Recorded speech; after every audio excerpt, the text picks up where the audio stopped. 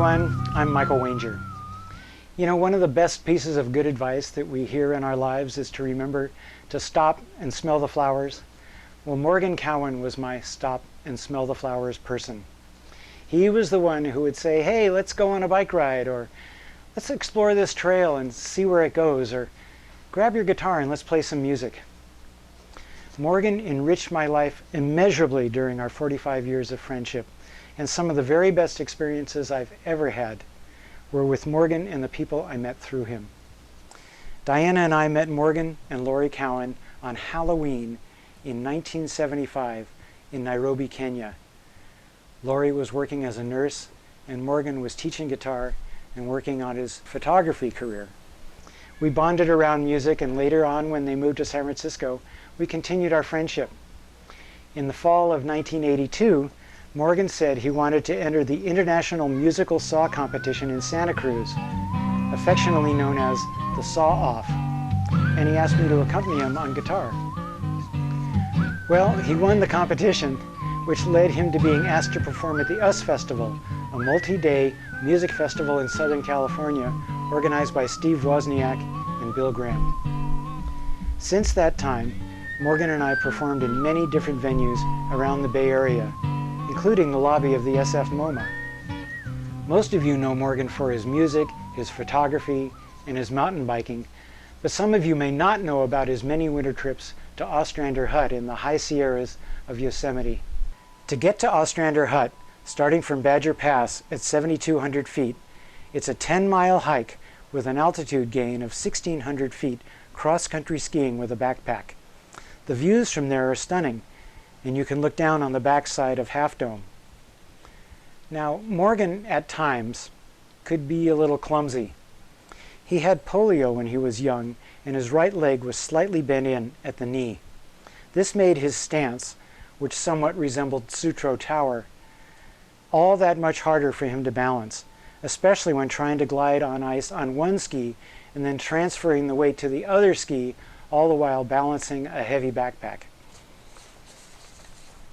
It's really tricky, and Morgan at the beginning had no experience on skis. On top of that, Morgan was always prepared, which meant that his backpack was much heavier than most of ours. On our first trip to Ostrander, it was just Morgan, me, and our friend Richard Bernstein. We had no idea what we were getting into. And you want to get there before dark because the trail in is marked by license plates that are nailed to trees but very high up to allow for the snowfall. So they're hard to see in the dark. You definitely want to get there before dark. So the first part of the trip is out this groomed road. There's a slight uphill bent to it, but you go out for about a mile, mile and a half, and then you go right and start doing your climbing. So we started out, and in the first hour, Morgan fell so many times that we made it all of a half a mile in the first hour. I remember the third fall, his pack broke, and he would go into his pack and get like wire and duct tape and various things, and he would fix it, and we would look at each other. We don't have wire and duct tape, but Morgan had that in his pack.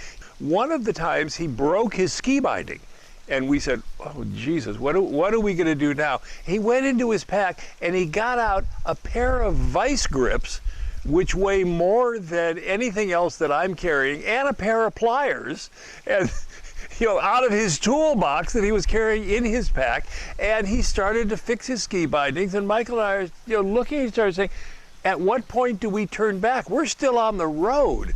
On the downhills, Morgan was the only person I know who incorporated falling into his technique. That's the way he would stop. He would say, I'm going to go down here just between these trees, and then I'll fall just about there.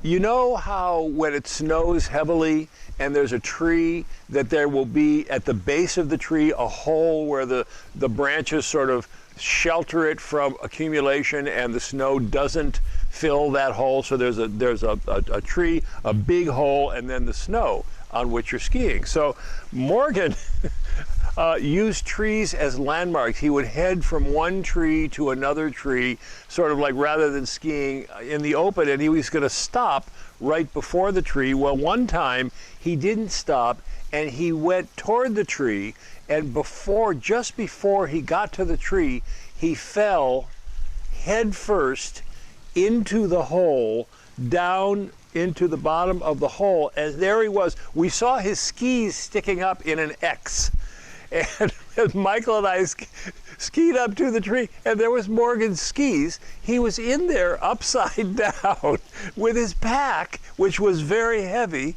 and there was like no movement for a little bit, and then Morgan started climbing the tree upside down with his hands, pushing himself up backwards until he finally got out of the hole. One year there was less snowfall because the snowfall varied depending on the year. Very little snowfall that winter, and we had to, among other things, cross a creek. Now normally when there was a lot of snow, you could just ski across. The creek would be buried, there would be a little gap, but your skis could bridge that gap. The creek was about as wide as a ski length, and it was only a few inches deep, and some of us, when we got to the creek, said, okay, obviously, here's what we have to do. We took off our skis, we carried our skis, we put on our packs, and we hopped across the rocks to get across. But Morgan decided, nah, it was too much trouble to take off your skis, so he decided he would carefully step across the creek, rock to rock, not wanting to scratch up the bottom of his skis, but to get across without taking his skis off. Well, not surprisingly, he lost his balance right in the middle of the creek, and after a few wild gyrations, he ended up falling face first into a push-up position with his hand on two rocks on either side of the creek. Remember, his pack must have weighed 60 or 70 pounds.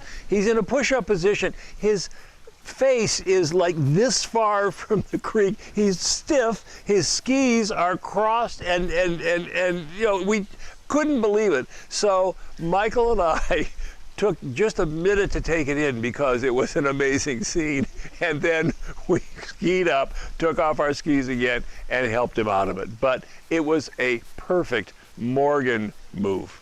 Getting to Ostrander and back wasn't at all an easy endeavor for Morgan, but he always enjoyed the hell out of himself. That was one of the best things about Morgan. He never lost his sunny disposition. Morgan never once complained. Every mishap was greeted with a smile, with a laugh, with a joke. He always kept his spirits up. By the end of the trip, he would have bleeding blisters on his feet, but he never let it ruin his good time. I went to Ostrander with Morgan 8 times, and he probably went at least another 8 times after that.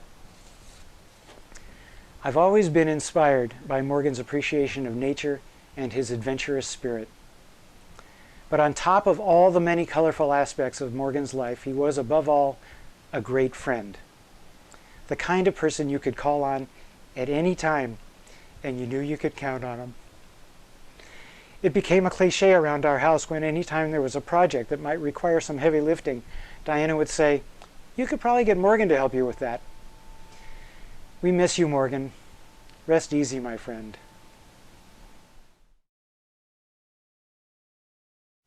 You've heard a lot about Ostrander, but there's another memory that I have of Morgan that stands out for me. It was an evening at Michael and Diana's house. One of the many times when friends, including Morgan and Lori, would get together. We would have dinner, we would drink, we would smoke a little bit, and then we would enjoy Michael and Diana's hot tub.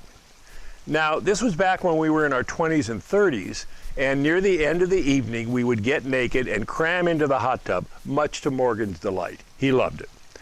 And on this night, Morgan, ever the photographer, wanted to try out this new set of lights that he had bought. So he set up to photograph the gang in the hot tub. So we were all in the hot tub having a great time, and Morgan was busy setting things up, buck naked, I might mention. So here we are down at hot tub level. There's Morgan standing up. I'll let you use your imagination. But he's scurrying around, setting things up, and he's getting his tripod placed just right. And he's running extension cords from the house to plug in these new lights. Now, These lights, two sets of lights as I remember, were really bright. And they were on fairly tall stands. They looked really tall down, from hot tub level looking up. They looked tall, but they were at least 6 feet tall, and they were on wheels. So he got them plugged in and turned on and was doing some last minute setup when one of the light towers began rolling toward the hot tub. And the thought immediately occurred to me and everyone else that if one of those lights fell into the hot tub, we might all be immediately electrocuted and dead. So at that point, for me, things sort of reverted to slow motion. The light slowly rolled toward the edge of the hot tub. The wheels hit the edge of the hot tub, and slowly the light began falling toward all of us. And Morgan noticed it out of the corner of his eye, and like it was no big deal, he reached out, caught the light at the last possible moment, and pretended that, I got it, no big deal at all. He punctuated with a laugh, and it was just one more memorable evening with Morgan. It was a treasure.